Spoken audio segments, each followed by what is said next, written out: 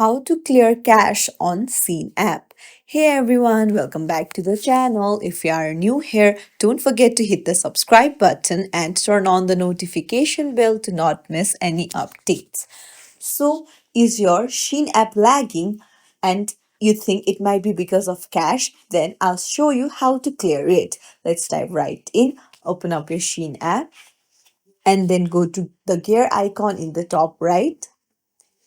This will open up your settings and then you can see clear cache option right there. Just tap on it and then you can see it will delete all temporary images to free up some space in a device and then hit yes. And that's it. It's as simple as that. Now your Shein will start working smoothly. If you found this tutorial helpful, don't forget to like and subscribe to our channel for more tips and tricks. Thank you for watching.